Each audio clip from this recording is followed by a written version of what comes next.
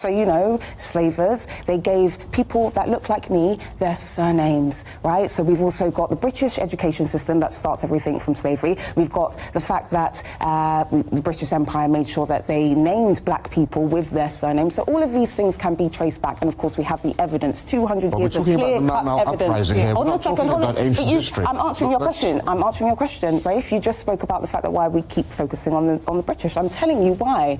I've just told you, British education system. And I've also told you that why aren't we holding to account the people who were taking part in the 1950s Mau Mau uprising? And we know should who these people are. We're not talking about things from 200 years ago. And let's just also acknowledge, you know, in the decades after independence in 1963, Kenya became the success story of Africa. Without any mineral resources, it became the economic and political showpiece for Africa. Why? Because of its British colonial inheritance. Its parliamentary democracy, the constitutional separation of powers, its British-based military, civil service and police, all of the institutions. And for 45 years, thanks to that British heritage and the leadership of President Kenyatta, Kenya became a showpiece. The last 15 years haven't been that bad, but Kenya haven't been that good. But Kenya is still one of the top three countries. Well, my family were born in Kenya and they still live in Kenya and they call it Kenya. I don't need to lecture from BNM activists on how to pronounce Kenya. No, it's Kenya. Rafe goes after this POS, and oh my goodness, she keeps pronouncing it Kenya, Kenya, Kenya, Kenya, and you know, he just basically puts her in her place. I thought that, you know what, you were supposed to, you can't trigger people and make them feel bad because you're pronouncing a name wrong. And he keeps telling you you're pronouncing it wrong, and she keeps pronouncing it wrong. That's a British way of explaining it. Well, that's the difference, right? So you were born in Kenya. I wasn't born in Kenya. I was born here. Kenya, but so the British pronunciation is actually family Kenya. were actually. Thanks so much. Well, the British education system tells you that you should pronounce it as Kenya. Just so you know, I went through it. Thanks so much. And I'm glad that you told me that, because it's just the British like people in the West calling it tells me otherwise. Mumbai, when all Indians say Bombay. All right, we don't need to have this revisionist. This is why it's so important to experience lived experiences. Thank you, Amos. Sorry. When you come in here, you were basically saying, look, it's a simple thing to do. It's the right thing. Yeah. Charles should say, sorry, that's easy. What I'm learning, listening to both of you, thank you, it's not easy. No, it's not. It's quite convoluted, especially when you address and take in consideration my points as well as Rafe's points. It's very convoluted. And when we talk about benefits, right, so you obviously spoke about the benefits in terms of colonialism, and I find that really uncomfortable because we're kind of missing the... Well, I think what we're really missing the boat here, honey. Let me mansplain something to you, okay? All of this over here. All of this over here. Right? She goes, all of this over here. You know, as if she's pointing to her face, which is black. It's a beautiful young lady over here. I don't know why she becomes, as Rafe says, so daft in the English language. That's my way of basically giving you my intonation. My across the pond intonation of the word daft. Daft. I think it sounds much better with daft. This lady is Looney Tunes. She's also a complete socialist Marxist. To be born in Britain is amazing how these people become radicalized to the freaking left and making everything, every single freaking thing is about color. White, brown, black. I mean, this, I guess you could say it's, if it's considered controversial, the fact that the countries that were colonized early on, and whatever was done, you can't go back and undo the past.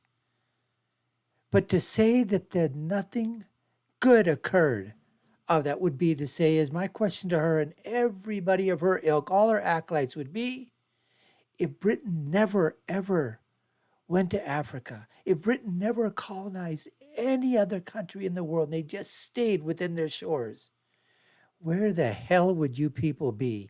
You would be absolutely freaking nowhere. You still might not even have fire to be cooking with. right? You might not even have the wheel. You're still probably humping things around on your shoulder.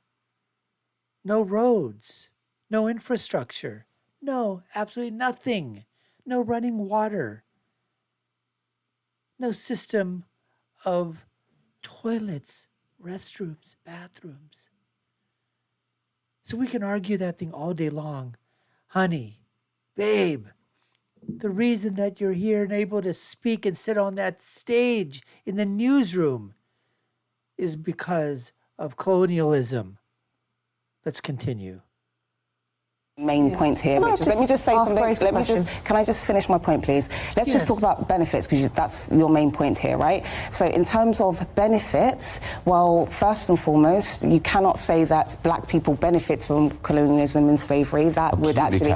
Okay, hold on a second. Well, let's just be clear. It's basically, by the same token, you were also saying that, I don't know, Israel benefited Jews and Hitler benefited due to the Holocaust. You're basically saying that in terms of your basic logic. You're also saying that it applies to Israel and Jews and those that were oppressed. Marxist. I'm not a Marxist. I'm not. That's your prejudice. Oh, you're Marxist. You certainly are a Marxist. Kenya benefits hugely from its colonial inheritance. Britain just gave in 2022 £100 million of investment. Canada that same year gave £40 million investment. Why? Because of their British Commonwealth associations and British Commonwealth links. The top 3 countries in Africa for $1 million investments are Nigeria, South Africa, and Kenya. What's the common link there? All former British colonies. Isn't it just amazing how these leftists, these aren't liberals, folks. I don't even think they're freaking progressives. These are leftists. And there is such a big distinction. You can at least have some semblance of an argument with the liberal, and you can sort of agree to disagree, because the liberal is not going to go as, I guess, for lack of a word, freaking crazy overboard as a leftist would do. A leftist starts to take on socialist, Marxist, communist ideas, and if they don't take on those ideas or amalgamation of those ideas, they start to construe their own historical context, and they start to rewrite history, both up in their mind first, and then put that down into pen and pencil on paper, just like she's doing over here. Because she can spout. It's easy. It's like the millionaire or the billionaire that comes out there and pontificates to everybody else. You know what? We need to pay more taxes.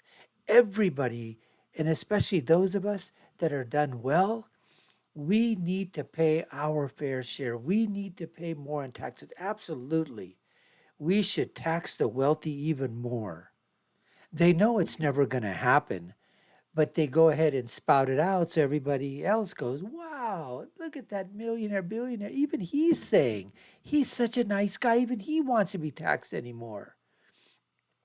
Most people probably not realizing that if they want, these people can stroke a check.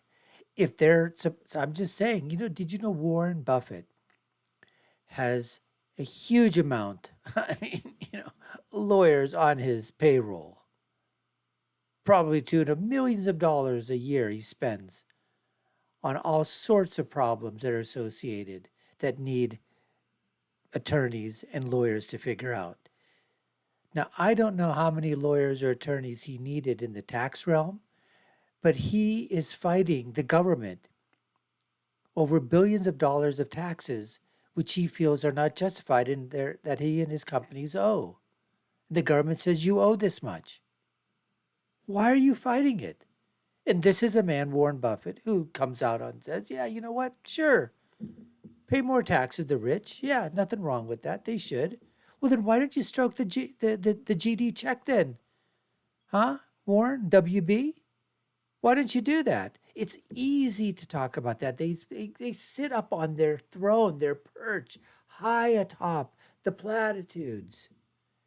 And they, look down upon us, slaves, vassals, peons, serfs.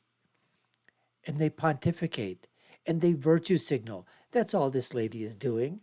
The only reason she can pontificate, the only reasons that she can virtue signal from her perch, from her throne in position, is because of intersectionality. Because she happens to have some pigmentation of her skin that darkens it and makes her look black. That's why, her DNA. So she can come out and she can virtue signal to the people on her side of the aisle, which are mostly leftists, mostly black, mostly immigrant. That's who she's playing to, the leftist crowd, the liberal crowd, and saying, you know what, England, apologize. You know what I would do? I would say, then they want reparations, money to be given.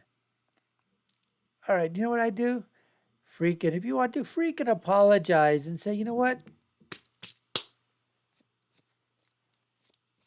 That's it. Apology. Take it or leave it, but you ain't getting any money. Anyways, folks, we appreciate you taking the time to watch. You've been watching the Dr. Nasir Shaikh Show. I've been your host. My name is Dr. Nasir. And if you haven't done so already and we've earned it, please subscribe to the channel, like, share, and follow us. You all know what to do. Check out our other video links here and below. My final thought, as always, when you're right, you're right.